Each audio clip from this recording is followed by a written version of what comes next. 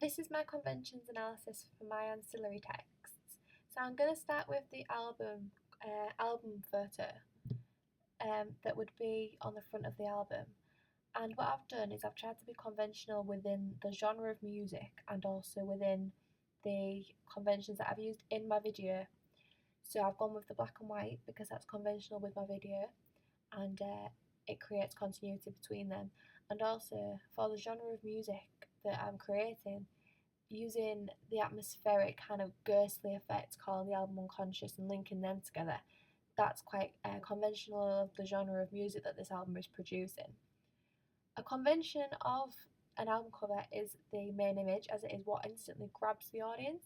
So for my main image, I have used an image of my motif, which is a girl called Charlotte, which I've used through all my 3 products, and she is quite beautiful, which is a convention because obviously usually people on the front of albums are beautiful because they are usually the artist themselves. I've kind of broke conventions in the fact I haven't used the artist on the front, but that is just because I wanted to use a motif and I wanted Charlotte to be the motif, so it was easy to have her over all 3 products in order to create that effect. The actual photo itself links really well with the video because of the nature and the trees and stuff. Another convention of the front of an album is the album name and the band name, because obviously the audience needs to know who has made the album and what the album is called. So I've called the album Unconscious because it links really well with the themes of the album, and I've called the band The Abandoned because again it's quite dark and mysterious.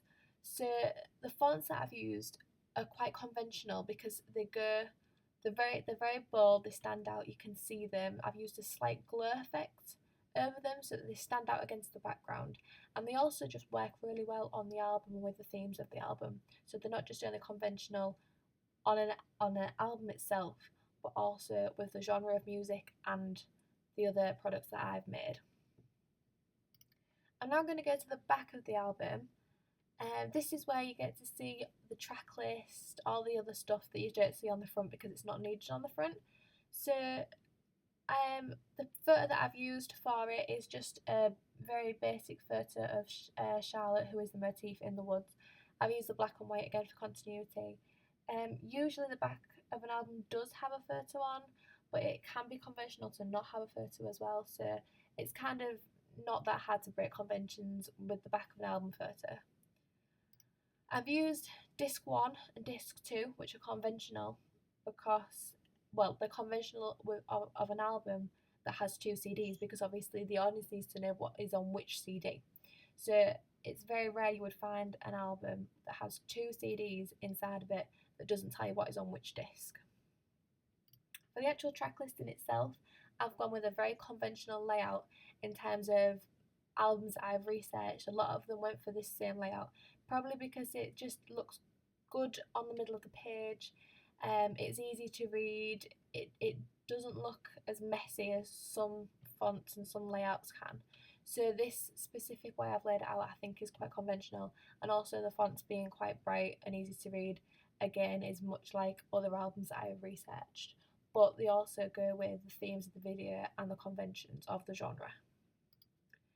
A barcode is an obvious convention of the back of an album because they need to scan it, and it also gives it its unique number, so it avoids things like copyright and stuff like that. The record label logo is usually found on the back of an album. Sometimes it can be found on the inside, but 9 out of 10 times you'll see the record company logo on the back of an album. So I've just placed the one that I made for myself there. It just makes sure that everybody knows who made the album and what that represents and what other bands it can represent. Here I've just put the copyright information on. I basically just used the copyright information that I found on a CD because I hadn't really known what I would write until then, so just things like who produced it, who has copyright of the songs, and the record company's website, etc., which is what you would usually find on an album in the corner or maybe even inside, but usually on the back. For the inside photos, it's very hard to adhere to conventions because they are just so, you can do what you want really. A convention would be that it is an image. Sometimes it can be more abstract, but usually it's an image, usually either the artist or the motif or something to do with the album. So here I've just used 2 photos of Charlotte. They link really well with the album and create continuity, and they go with the video, and they just work well with it.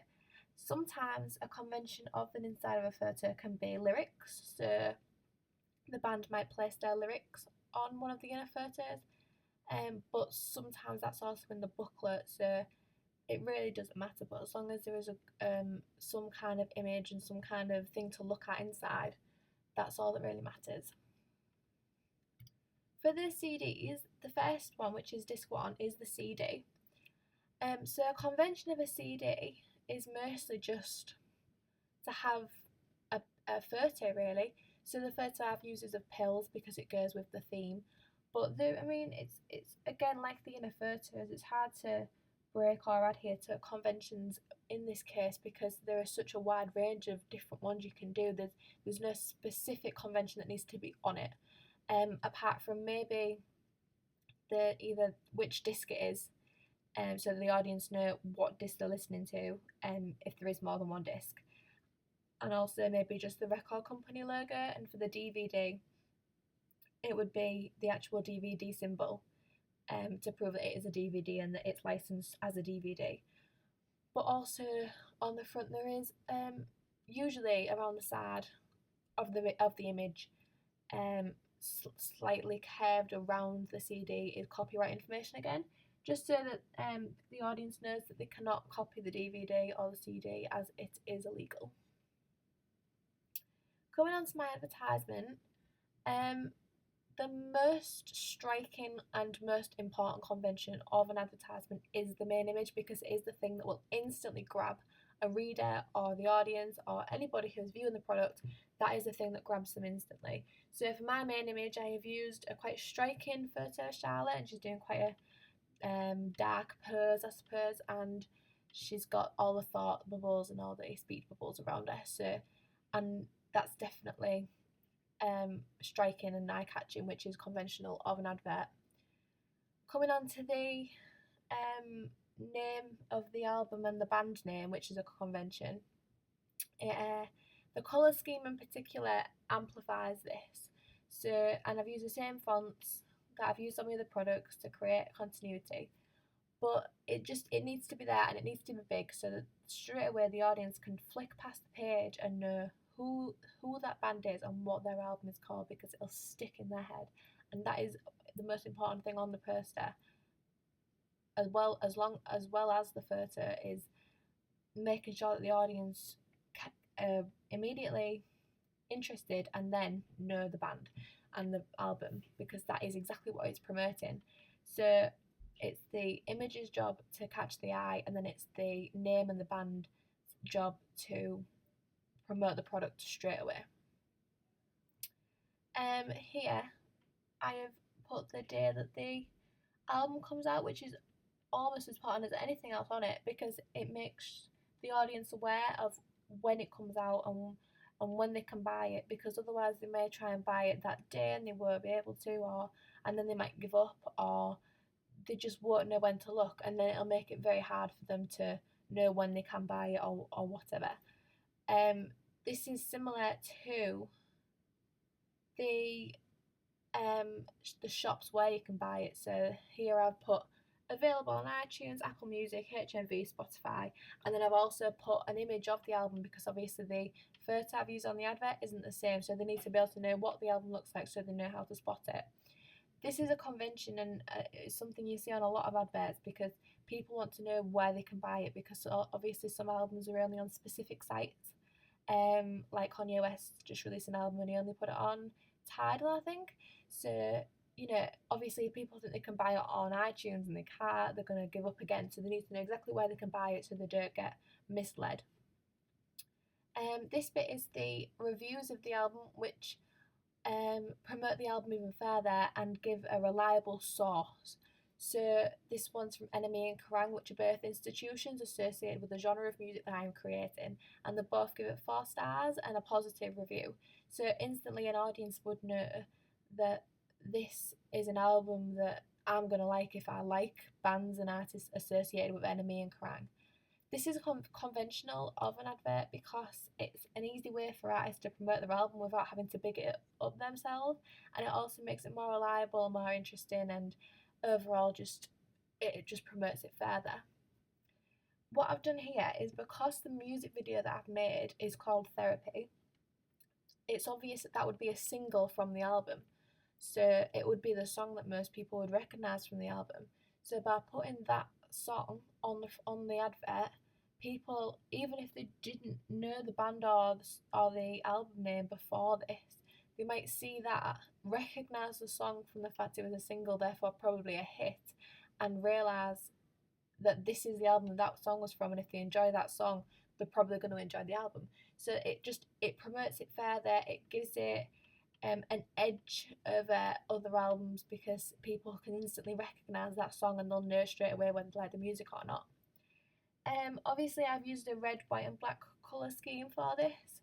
Colour schemes are usually conventional of advertisements because it they have to have like some kind of continuity. So for this, I've used the continuity from my music video and my digipack with the black and white, and then I've used the red just to bring it all out and make it stand out more. But an advert can follow any type of colour scheme really, as long as it sticks to one and it creates continuity with any other products.